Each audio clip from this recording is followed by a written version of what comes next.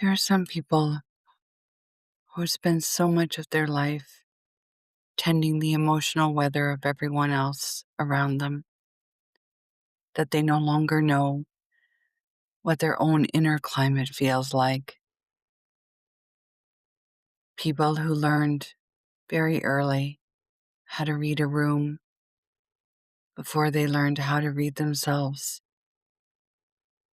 who became extraordinarily skilled at noticing the slightest shift in tone, the tightening in someone's jaw, the grief hidden underneath humor, the exhaustion underneath, I'm fine. And after enough years, that way of moving through the world stops feeling unusual.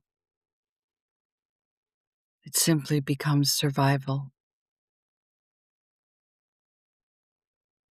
Until one day, the body begins speaking, not in language,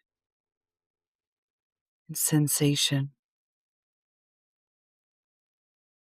in exhaustion, in anxiety, in overwhelm, in this strange ache of feeling disconnected from your own life while somehow continuing to live it. I think many people are there right now, quietly, functioning, smiling, replying to messages, making dinner, holding everyone together. And beneath all of it, carrying a tiredness that sleep doesn't touch.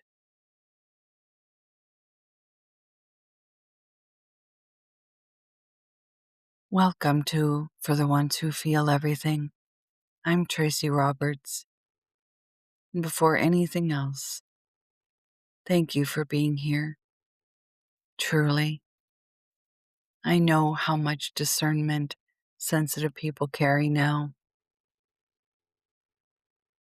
There's so much noise in the world, so much urgency, so much pressure to constantly improve yourself, heal yourself, fix yourself, optimize yourself. Perhaps you felt it too. That subtle exhaustion that comes from always feeling as though you should be further along than you are, more healed, more productive, more clear, more certain. But what if healing was never meant to feel like another performance? What if it was quieter than that? Something slower, something more honest.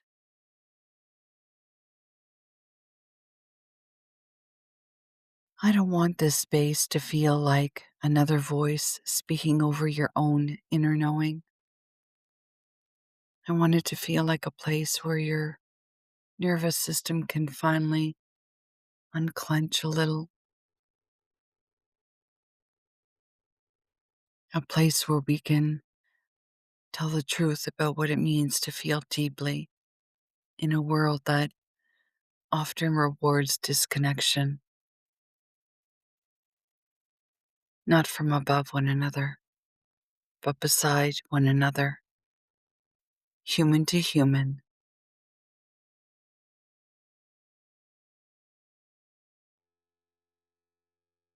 I've always moved through this life differently. Even as a little girl, I remember sensing things before anyone spoke them aloud. I could feel tension enter a room before the words arrived. I could feel when someone was carrying sorrow beneath their smile. I could feel when people were angry, even when they were speaking softly. And for a long time, I assumed everyone experienced the world this way. I eventually realized they didn't, or perhaps, more truthfully, many people had simply learned not to feel themselves so deeply anymore. There's a particular loneliness in being deeply perceptive, especially when you don't yet have language for your experience. Begin wondering if perhaps you're too sensitive, too emotional, too affected by things others seem to be able to move through with ease. And so, like many people who feel deeply, I learned to adapt. I learned how to continue functioning while inwardly overwhelmed, how to keep showing up even when my nervous system felt flooded, how to hold space for others while quietly abandoning myself. I remember sitting in my car before going into grocery stores most days, hands on the steering wheel, already exhausted before I had even walked inside. The fluorescent lights, the noise, the energy of people rushing, the constant movement.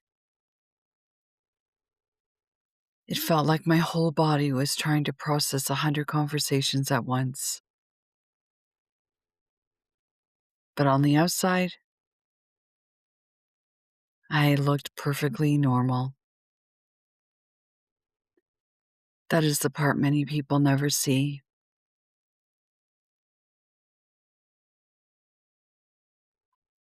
How many deeply sensitive people become extraordinarily functional while quietly carrying more than their body was ever meant to hold alone.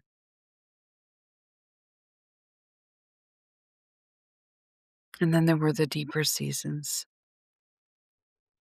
the ones that unravel you, the seasons where the life you built no longer fits the truth, trying to emerge underneath it, where your body begins resisting what your soul can no longer tolerate. Not dramatically, quietly, through fatigue, through tears that arrive without warning, through the inability to keep overriding yourself in the ways you once could.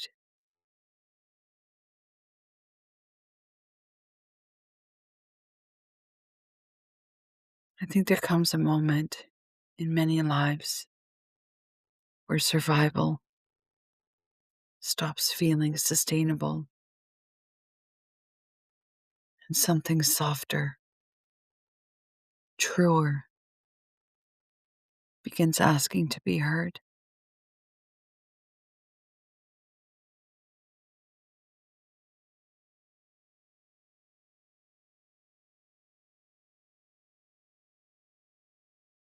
I used to think healing meant becoming a better version of myself, more evolved, more peaceful, more spiritually together. But over time, that understanding began falling away because life has a way of dismantling every identity that is not rooted in truth. And what I began discovering was something far less glamorous. Healing was not becoming someone else. It was the slow and often trembling willingness to stop leaving myself, to stop speaking over what my body knew, to stop treating exhaustion like failure, to stop apologizing for needing quiet, for needing space, for needing honesty.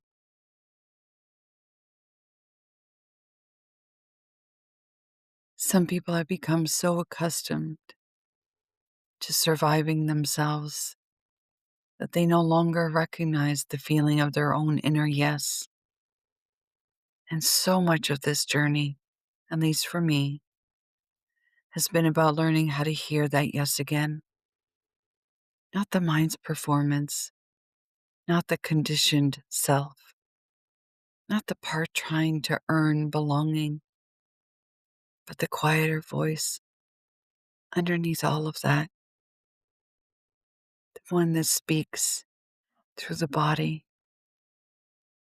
through sensation, through resonance, through the sudden exhale that comes when something is true.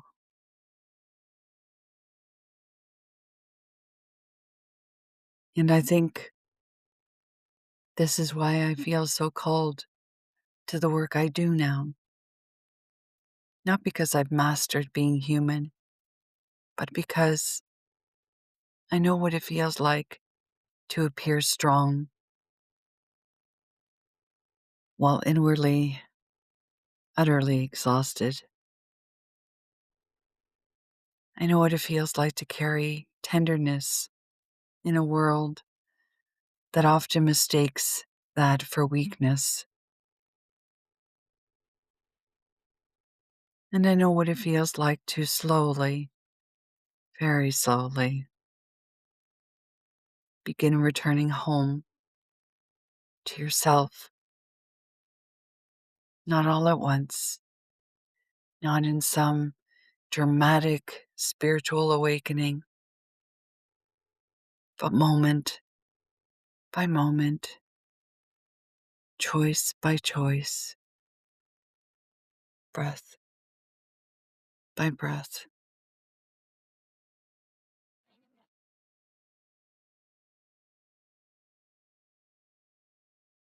This space is for the people who feel everything, the ones who notice what others overlook, the ones who carry entire conversations internally after they've ended, the ones whose bodies tighten in loud environments, the ones who have spent years tending everyone else's emotional world while quietly neglecting their own, the ones who have mistaken survival for living for so long they no longer remember what ease feels like.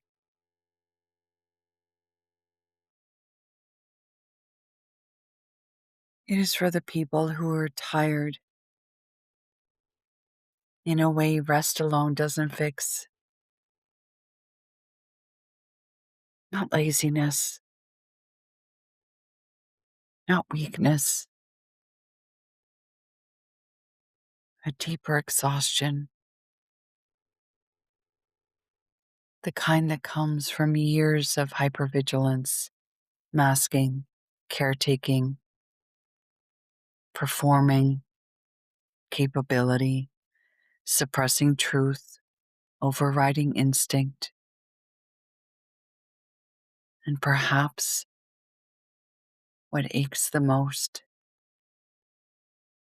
is that many deeply sensitive people still believe their sensitivity is the problem.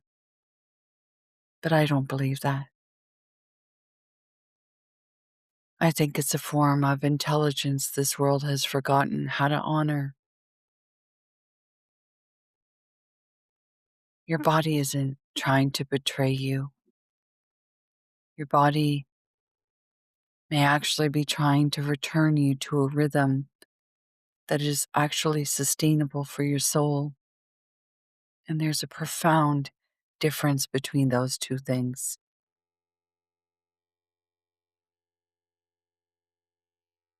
So, here in this space, we will speak about many things like the nervous system, sensitivity, healing, grief, embodiment, relationships, spiritual awakening, the body, energy, boundaries, the sacredness of rest, the loneliness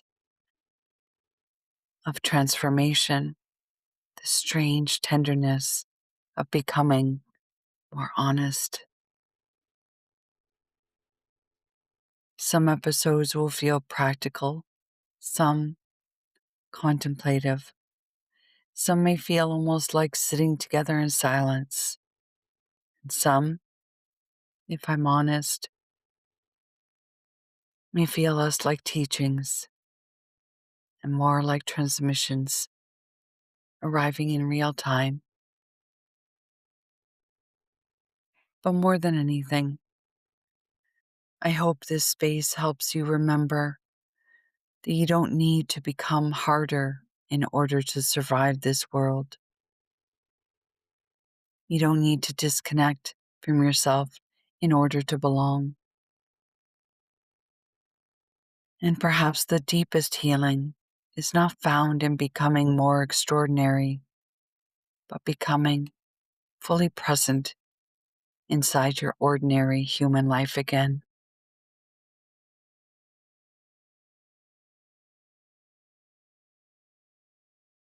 I want to leave you with something gentle today. There's a quieter rhythm beneath the noise in this world. Your body has been trying to return you to it for a very long time, not through punishment or failure, but through sensation, through fatigue, through longing, through the ache that arrives when the life you are living drifts too far from what is true. And perhaps what you call exhaustion is not weakness at all. Perhaps it's the soul's refusal to continue abandoning itself.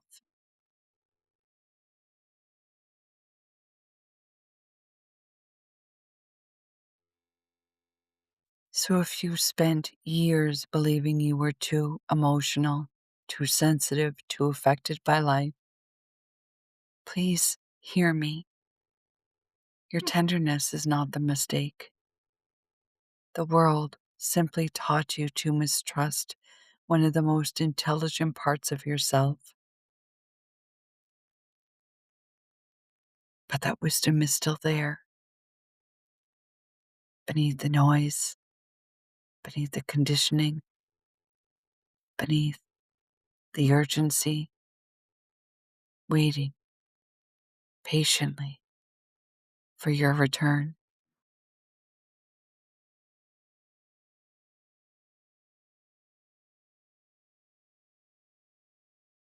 Thank you for spending this time with me today.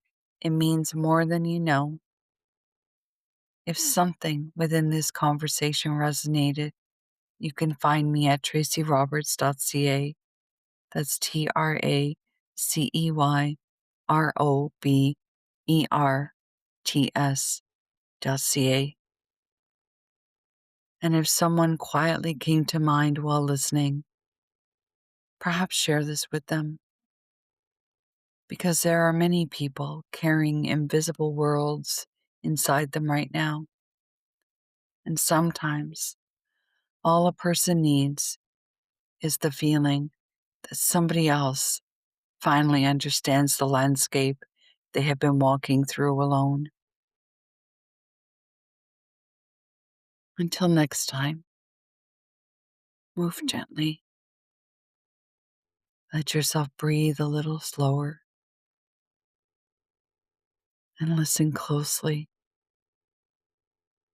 Somewhere inside you, there is already a part that remembers the way home.